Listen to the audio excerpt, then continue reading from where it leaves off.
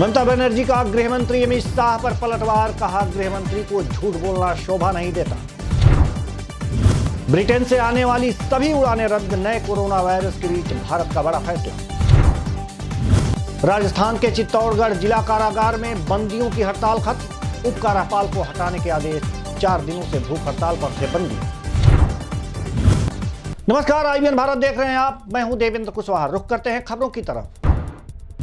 पश्चिम बंगाल में विधानसभा चुनाव से पहले राजनीतिक सरगर्मियां तेज हो गई हैं।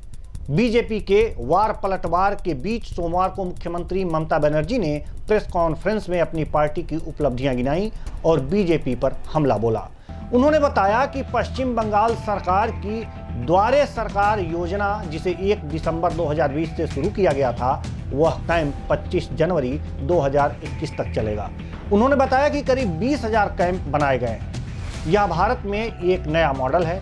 सरकार की 12 स्कीम इसके तहत चल रही है, जिसमें स्वास्थ्य साथी, कन्याश्री, रूपोश्री, 100 दिनेर काज इत्यादि। प्रेस कॉन्फ्रेंस के दौरान ममता बनर्जी ने गृह मंत्री अमित शाह पर भी हमला बोला।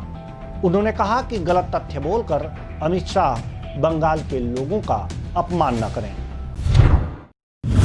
ब्रिटेन में कोरोना के नए स्ट्रेन के मिलने से हड़कंप मचा हुआ है। इस वजह से कई यूरोपीय देशों ने ब्रिटेन से आवाजाही पर रोक लगा दी है। इसी कड़ी में भारत सरकार ने भी ब्रिटेन से आने वाली फ्लाइट्स पर 31 दिसंबर तक रोक लगा दी है। फ्लाइट्स पर बैन का समय आज रात 12 बजे से शुरू होगा। उससे पहले आने वाली फ्लाइट्स के हर पैसेंजर के लिए RT-PCR टेस्ट अनिवार्य कर दिया गया है। भारत सरकार की ओर से ट्वीट करके बताया गया है कि ब्रिटेन में मौजूदा स्थिति को देखते हुए भारत सरकार ने यह निर्णय लिया है कि 31 दिसंबर 2020 तक ब्रिटेन से भारत आने वाली सभी उड़ानों को निलंबित कर दिया जाए। यह निलंबन आज रात 12 बजे से शुरू होगा।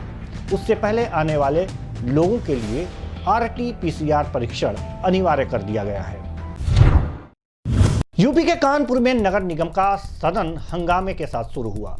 पार्षदों ने जोन 4 के अधिशासी अभियंता पुनीश ओझा पर भ्रष्टाचार का आरोप लगाते हुए जमकर हंगामा किया।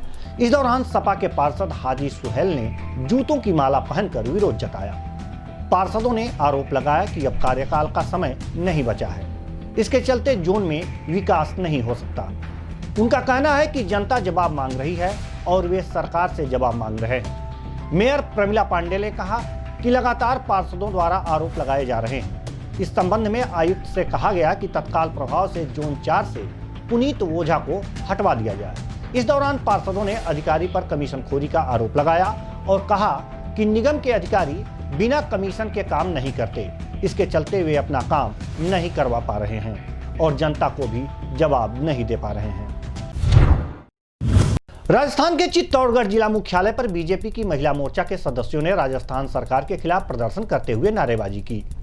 जिला कलेक्ट्रेट परिसर के बाहर महिलाओं और बालिकाओं के ऊपर बढ़ रहे अत्याचारों के विरोध में महिलाओं ने नारेबाजी की और कलेक्टर को ज्ञापन सौंपा। महिला मोर्चा के सदस्यों का कहना है कि विगत 2 वर्षों में महिलाओं और बालिकाओं के प्रति दुष्कर्म और अपराध में भारी वृद्धि हुई है और महिलाएं इस शासन में अपने आप को असहज महसूस कर रही हैं। राजस्थान के चित्तौड़गढ़ जिला कारागार गृह में 4 दिनों से चल रही बंदियों की भूख हड़ताल देर रात को खत्म हो गई, जिसमें जिला के कारागार गृह के उप कारापाल विकास बागोरिया को हटाने के आदेश दिए गए हैं। इसके साथ ही जिला कारागार गृह में राशन व्यवस्था को सुधारने के लिए भी आश्वासन दिया गया है। जेल में जो बंदियों की हड़ताल हो रही थी, रात को समाप्त हो गई है। श्रीमान जेल DIG द्वारा उनका समझाइश के बाद समाप्त कर दी गई है और इनकी जो आरोप थे उनकी जांच की जाएगी। इसके उप कारापाल को यहाँ से हटा दिया गया। बिल्कुल कभी नहीं करती। अब भी जेल में भूख हड़ताल में तो कोई नहीं है। कल ही तोड़ दी उन्होंने जो भर्ती थे। अभी 11 बंदी और डॉक्टरों ने आज और रखने के लिए सलाह दी है और 11 बंदी हॉस्पिटल में भर्ती। यूपी के कानपुर की पहचान औद्योगिक नगरी के रूप में भी किया जाता है, लेकिन वहीं उन्नाव शहर फैक्ट्रियों की वेस्ट मटेरियल से निकले बदबू के लिए भी लिया जाता है। इसकी छोटी सी झलक इस कूड़े का ढेर और उसमें लगी आग में देखा जा सकता है। काशीराम कॉलोनी के बगल में खाली मैदान का यह नजारा है। जानकारों की माने तो इससे टॉक्सिन जैसी जहरीली गैसें बाहर निकलती हैं। किसानों की पराली जलाना भी इसीलिए प्रतिबंधित है और किसान पराली न जलाएं इसलिए सरकार ने तमाम कैमरे लगा रखे हैं और राजस्व विभाग किसानों पर मुकदमा भी कायम करने से नहीं चूकता। लेकिन इस कूड़े के ढेर का जिम्मेदार कौन है, कुछ पता नहीं। जब इस संबंध में नगर पालिका के ईओ से बात की गई तो उन्होंने कैसी मीठी गोली दी, जरा आप भी सुनिए। सब दरोगाबाग में कूड़ा डंपिंग स्टेशन बनाया गया है। वहाँ पर रोज आग लगा दी जाती है। जो कर्मचारी हैं वहाँ के जेल के, वो भी इससे संक्रमित हो रहे हैं, बीमार हो रहे हैं, और जो आवासीय क्षेत्र है वहाँ के लोग भी बीमार हो रहे हैं। क्या कुछ कहना है इस पे आपका? ऐसा है कि चांदमारी के पास जो है वहाँ पहले से काफ़ी कूड़ा पड़ा रहता था, तो अब उसको जो है लोग सिस्टमेटिक कर रहे हैं। और इसके अलावा जो है हमारा सेंटर भी बनकर तैयार हो गया। अब कूड़ा हमारा सेंटर में जाएगा और वहाँ से जो है वैज्ञानिक ढंग से कूड़े का पूरा निस्तारण होगा। इस मामले में जेल अधीक्षक ने एक लेटर लिखा था आपको, चूँकि उनके जेल के जो कर्मचारी हैं वो कहीं ना कहीं प्रभावित हो रहे हैं, उनका चूँकि आवास बने हुए हैं वहाँ पर। इस पे क्या कार्रवाई की जो लगातार 1 महीने के ऊपर हो चुका है? जो पुराना कूड़ा पड़ा हुआ था उसको मैंने पड़तलवा दिया है और उस पर जो है बाकायदे वैज्ञानिक ढंग से मिट्टी डाल इत्यादि करके निस्तारण उसका कर रहा हूँ। अब वहाँ पे समस्या नहीं रहेगी। उस लेटर पे क्या कार्रवाई की गई, चूँकि 1 महीने के ऊपर हो रहा है वो लेटर? नहीं, उसीलिए तो उसको कूड़े को पड़ताला गया था, पुराने कूड़े को, और इसके बाद जो है उस पर मिट्टी इत्यादि डाल करके जो है उसको जो है वैज्ञानिक ढंग से निस्तारित किया गया है। और अब जो है हमारा सेंटर बन गया है नगर पालिका का। अब उसमें जो है कूड़े का निस्तारण वैज्ञानिक ढंग से होगा, जिसमें खाद और बिजली भी बनेगी। मैं इस समय खड़ा हूँ हरदोई राजमार्ग पे। आप हमारे पीछे देख सकते हैं यहाँ पे किस तरीके से नगर पालिका प्रशासन की लापरवाही सामने आ रही है। यहाँ पे पुलिस प्रशिक्षण केंद्र भी बना हुआ है। पुलिस प्रशिक्षण केंद्र यहाँ पे आप देख सकते हैं, उसका खाली पड़ा हुआ मैदान है जहाँ पे कूड़ा को डंप किया जाता है। नगर पालिका प्रशासन यहाँ पे लापरवाही बरतता नजर आ रहा है, जबकि इसके लिए एक जगह चयनित की जा चुकी है जहाँ पे इस कूड़े को फेंका जाए और डंप किया जाए। लेकिन उसके बावजूद नगर पालिका प्रशासन यहाँ पे लगातार कूड़े को डंप कर रहा है, बल्कि ना सिर्फ कूड़े को डंप कर रहा है बल्कि कूड़े को जलाया भी जा रहा है। और इसका उठने वाला धुआं कहीं ना कहीं काशीराम कॉलोनी पीछे बनी हुई है जहाँ के लोगों को प्रभावित कर रहा है। आप देख सकते हैं कूड़ा किस तरह जो जलाया गया है, किस तरीके से धुआं उठ रहा है। और यहाँ पे बेजुबान जानवर भी आते हैं और कहीं ना कहीं सले गड़े कूड़े को खा के कहीं ना कहीं प्रभावित होते हैं। आप देख सकते हैं हमारे पीछे किस तरीके से कूड़े को जलाया जा रहा है। और आपको बता दूं, ये हरदोई राजमार्ग है, यहाँ से काशीराम कॉलोनी के लिए मार्ग गया हुआ है और यहाँ से भारी वाहनों का प्रवेश भी होता है। इसके बावजूद नगर पालिका प्रशासन को स्थानीय लोगों ने कई बार अवगत कराया कि यहाँ पे कूड़ा डंप न किया जाए, फिर भी पालिका प्रशासन है कि अपनी लापरवाहियों से बाज नहीं आ रहा। IBN भारत से चैतन्य त्रिपाठी। उत्तर प्रदेश के बहराइच में बैंक से संबद्ध प्रारंभिक कृषि सहकारी ऋण समितियों PACS द्वारा ई-वॉलेट के माध्यम से विद्युत बिल कनेक्शन हेतु बैंक एवं विद्युत विभाग के मध्य समझौता किया गया है।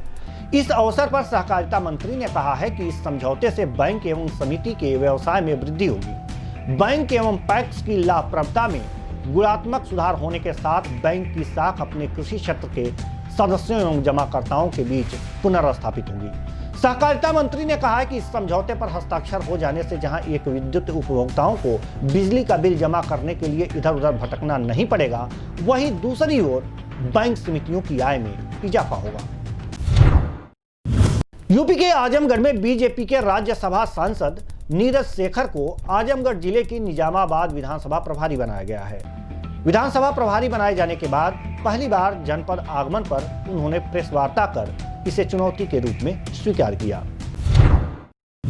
चित्रकूट प्रेस क्लब के 3 वर्ष पूरे होने के उपलक्ष्य में अध्यक्ष सत्यप्रकाश द्विवेदी की अध्यक्षता में स्थापना दिवस मनाया गया। स्थापना दिवस के मौके पर जिले के तकरीबन 70 पत्रकारों ने शिरकत करते हुए अपना 3 वर्ष का अनुभव बताया। चित्रकूट प्रेस क्लब के प्रवक्ता जियाउल हक ने कार्यक्रम का संचालन करते हुए सभी आगंतुक पत्रकारों का स्वागत किया।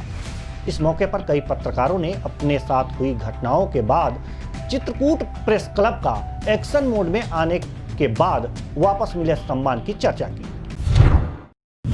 राजस्थान के चित्तौड़गढ़ में पटवार संघ के तत्वाधान में जिले के पटवारियों ने अपनी 3 सूत्री मांगों को लेकर काली पट्टी और काला मास्क पहनकर मौन जुलूस निकाला।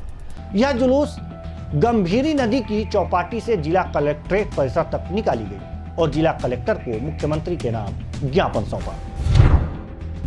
यूपी के बहराइच के थाना रामगांव क्षेत्र के गोविंदपुर चौराहे के पास देर रात उस वक्त हड़कंप मच गया जब बाइक सवार दो युवकों को सामने से आ रही ट्रैक्टर ट्राली ने जोरदार टक्कर मार दी। हादसे में एक युवक की मौके पर ही मौत हो गई, जबकि उसके साथ उसके पीछे बैठा उसका साथी गंभीर रूप से घायल हो गया। घायल युवक को इलाज के लिए जिला अस्पताल भेज दिया गया है। घायल युवक की हालत चिंताजनक बनी हुई है। दोनों एक रिश्तेदारी से वापस आ रहे थे। फिलहाल इस बुलेटिन में इतना ही। मुझे दीजिए इजाजत। नमस्कार।